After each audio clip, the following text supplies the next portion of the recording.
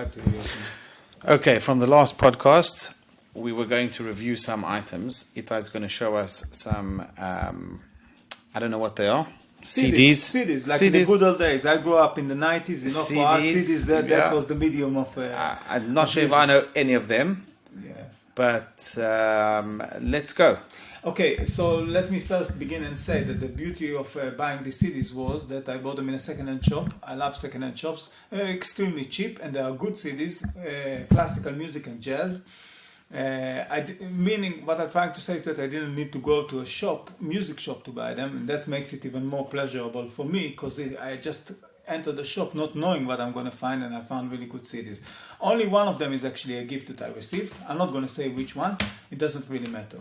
But I would like to speak about them and tell you, okay, so what we have here. So I managed to find this one. This is Buddy Rich.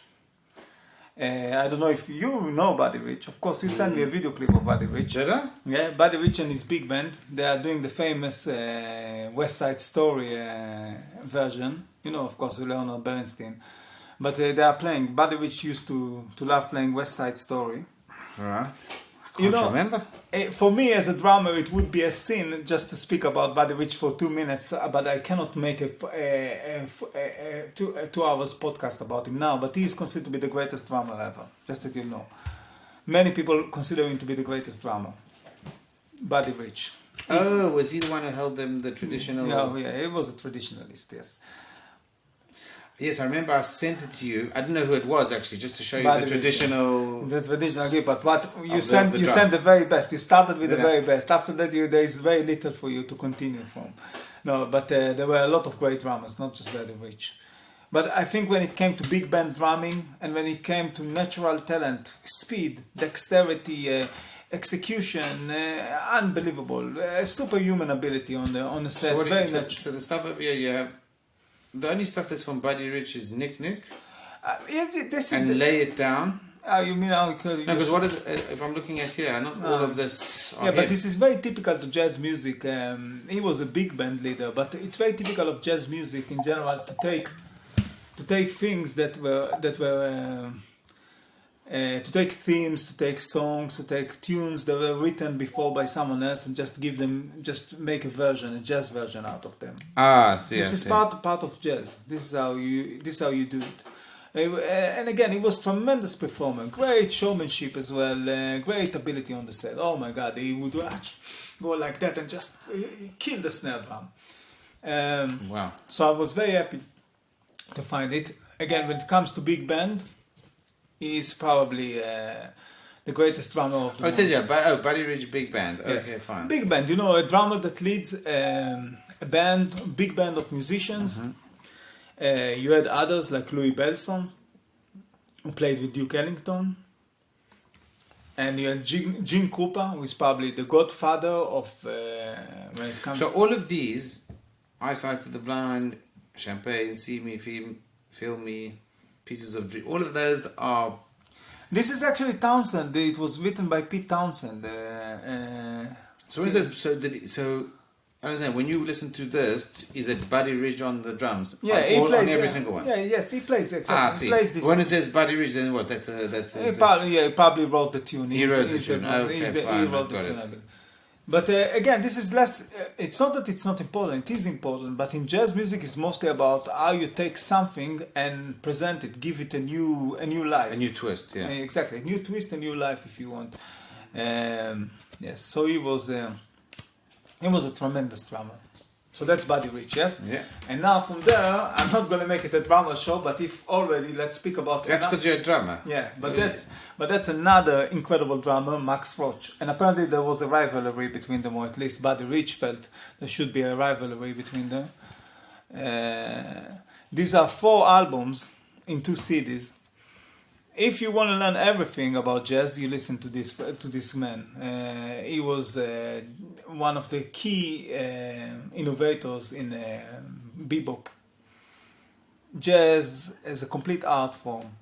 But he was not just a bebop drummer. He did so many other things. Look here, you got Man from South Africa. Oh, yeah, it's for you. He wrote a tune for you. A man from South Africa. A Jewish man from South Africa. Yeah. This is Tears from Johannesburg. yes, Wow. Was he South African?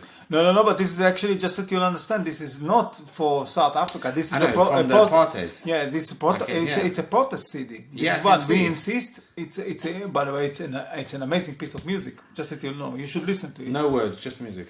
They are singing. There is a text. I think it was his wife, Abby Lincoln, that she was doing the vocals.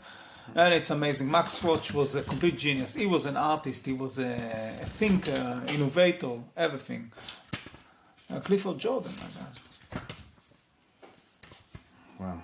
One of the greatest minds to ever play drums. Trust me, and the skills were tremendous. I love about him, he had this touch, very light, very unassuming, very nonchalant. Fantastic ability, you know, he just doesn't put any effort, and he can do whatever he wanted. He's also the only guy I think I've heard, or one of the few that could actually incorporate classical music into jazz ideas, and it sounded good. Is he still alive? No, Max Roach is not alive. Is he? Whatever you see, it's not. These people are not alive. All dead. Most of the giants are not alive. The people who are still alive are Roy Haynes. I hope for him under 20 years. He's almost 100 years old. Louis says he's still going on. Yes. So, but most of them are not alive anymore. Okay, so this is Aaron Copland. He's from your stock. He was born in America, but the family is originally Lithuanian Jews. Oh, Lithuanian. There is no, the CD is not here. It's actually in the CD player. But this is Aaron Copland. He was a classical modern composer. He composed the soundtrack of America. You know, a lot of the music in America is very influenced by the Jewish experience. Gershwin, Bernstein. Billy the Kid. Yeah, and Copland is one of them. He created an American opera. This is an American opera. It's an opera Interesting. with an American twist to it. So, yes, this Aaron Copland was very instrumental. I think he's also not around. Sorry? He's also not around. No, he's not around. I think he passed away, when was it? 33 years ago? 1990, I think he passed away. I'm not sure about it. Interesting. He's a Lithuanian Jew. Yeah, sorry. He was born in the States, in Brooklyn, but... I was born 1900 and passed away in 1990. I told you, yes, I remember, yeah. Aaron Copland. Aaron Copland, Aaron. Yeah, Aaron. Aaron Copland, yes. From your stock, I told you. Yeah. Very successful. Yeah, a lot of geniuses.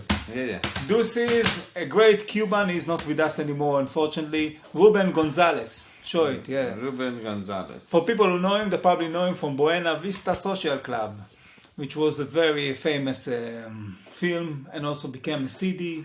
Extremely popular. Great Cuban piano player.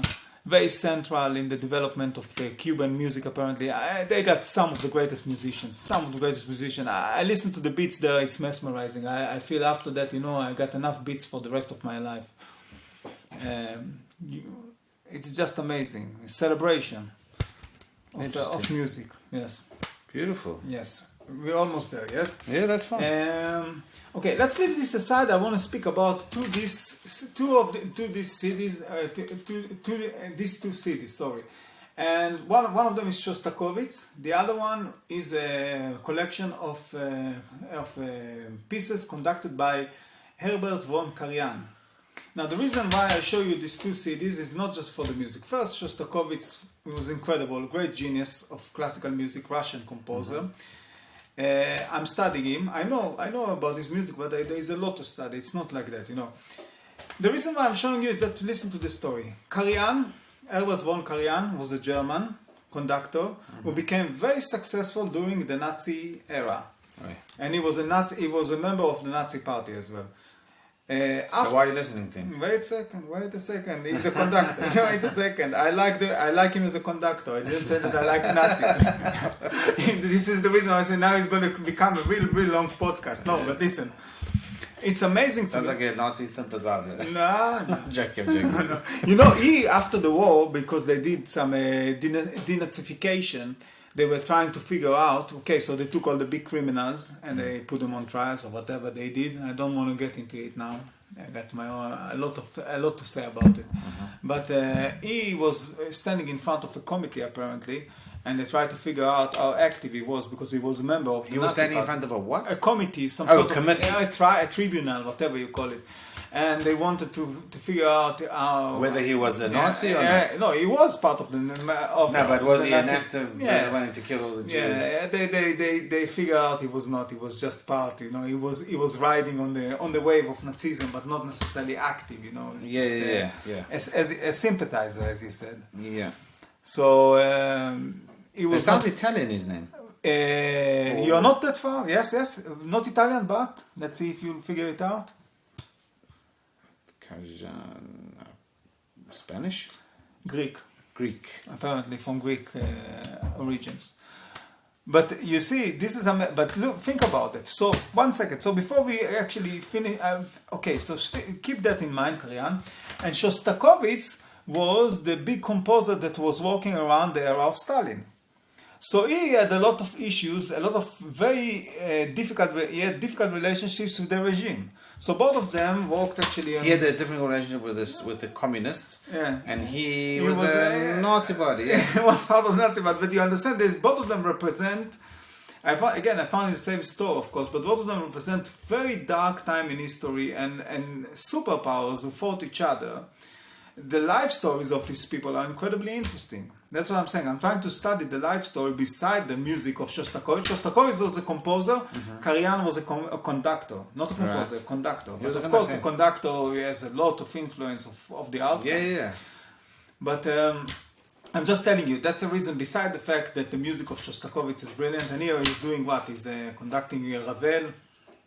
And what else? All classics. Bizet. Georges Bizet. Yeah, it's all classical music. No. What I'm saying is that as a conductor, he didn't create. He created his own music. No. He was not a composer. He's a composer. He's creating. Yeah. But it's very interesting to learning about the relationships with the regimes, because you see, you can speak about Karjan. I mean, how much of Nazism was really in Karjan? I don't know. But you can say also that it was a career choice. You go with the power. Yeah, exactly. I'm not justifying You don't want to be cancelled. Yeah, exactly. Yeah, that was the cancelling of the day. If you don't go, maybe he got cancelled. Yeah, he got cancelled. You're a genius. It's Shostakovich got cancelled. Actually, the people who learned about cancelling probably learned from the communists how to cancel people. Yeah, absolutely. It's a communist. It's a communist concept. Yeah, politically correct and all that. They learned from the communists how to do things. But the Nazis were also socialists. You know what I mean? What do they call themselves? Socialists. Yeah, National socialists and communists. I mean, what's the boundary between a socialist and a communist? I think that both systems are evil. Exactly, both are evil. But it's just funny because he fought against them. The good people were stuck in the middle, unfortunately. Shostakovich, he at least stood up for his beliefs, apparently. Yes or no? He told me he fought against. He had difficult relationship with the regime, that I can tell you. I mean, he wanted. I don't know how much he could do. That's the thing. He had to be very careful with his acts, because it could have been. He was in a very delicate position. I understand, by the way, that he was okay. You know what? Let's not talk too much about it, because I need to learn a bit more. But I'm just telling you that it's very interesting. That's the reason why I wanted to show you these two CDs, because they represent so much more than just the music for me. Yeah. But again, I think that it's very interesting to try to. When you listen to, by the way, this music to Karjan, is it like, when you listen to it, is it like, does he make it very German? You know what I mean? Like, does he? You're a musician. I mean, I don't know if I could pick up on it, but when he conducts, can you feel like he's injecting the, I cannot tell you, because I'm still in the process of trying to understand Karjan and understand what was so. I definitely like his style, and I like, I believe that he had a lot to offer to the orchestra. I watched some videos of Bernstein conducting. It's an art form. I watched the London Symphony Orchestra. It was where was it? It was in Old Street. I went once. It was open to the public. Yeah, and I watched the conductor working. It's very interesting. They got a lot of input. It can make a difference, especially if you are conducting an old music. Let's say Bach. If you are dealing with Bach. Mm-hmm. This is where Bach was less likely. I mean, he wrote his music, but didn't write too many instructions beside the notes themselves. Things have changed, evolved when it comes to actually writing music. So there is a lot of place there for you to make maneuvers. Yeah. Anyway, that's what I wanted to tell you about. So we Interesting. can continue. Yeah, at yeah, certain you point need to, with yeah, it. exactly. With Once you study Shostakovich. more about them, Yeah, Shostakovich and Karjan. yeah, that's really interesting. Yes, that's it. So. And what's this? This is Bobby McFerrin. Very nice album. 1 second. McFerrin is you remember him? Don't worry, be happy. Oh, Don't yeah, worry. yeah. That was his only hit, no? Yeah, but he's a great I'm just musician. saying. He's a great musician. Yeah. His son is very good as well. I discovered that his son is a musician. I had a chance to listen. I watched a video with him playing live show, and it was good. It's not even on his album. Don't worry, be happy. No, what do you mean? Sorry. No, I'm saying on this CD. No, it's not here, but but he was. I forgot the name of this album. My friend once played it, and it was so good. He could do so much with his vocals. There is so much rhythmic input. That was a good song. Don't worry, be happy. But- Was it from the late 80s? When is it? I think late 80s, yeah. Late 80s. But the thing is that you see CDs, it's so nice to get CDs, especially when they are cheap. And these were really, really cheap, maybe 50 pence each. That's the way it should be. And when you listen to CDs, it's a complete different experience. But now you can download everything online. Yeah, but that's the thing I wanted to tell you. It's definitely easy to go on YouTube and watch whatever you want. You don't even need to go to Spotify. You don't need to. Or you understand, but at the same time, the quality is, for me, it's better on a CD. But also, when we grew up with CDs, so buying a CD was expensive. I So remember, you it was like I used to go into the shops and spend hours looking for the CD. Exactly, you could not afford yourself more than one. So Yes. because of that, you had to pick really a good one, and you would listen. You would know every note on it. Today, it's very difficult. I speak with the younger people; they don't even understand the concept of an album. You realize? Yeah. For them, it's about a tune. They just want to listen to a song. And there is no concept anymore of this idea of releasing an album. What is actually an album? Someone wanted to create a statement that is made of several tunes, not just one. It's a complete work in so many ways that reflects a certain mindset, era, statement. And here you understand people are just looking for a tune. So buying an album is a different thing altogether. That's the reason I'm so happy. Amazing. Yes. Okay. Let's. So, okay, so Shkoyach, I think we should do more of these. Of course. Let's do as Yeah? many as you want. Yeah. So we can do reviews on many things. Of course. Anyway, we'll see you next time. Sorry, what did you say?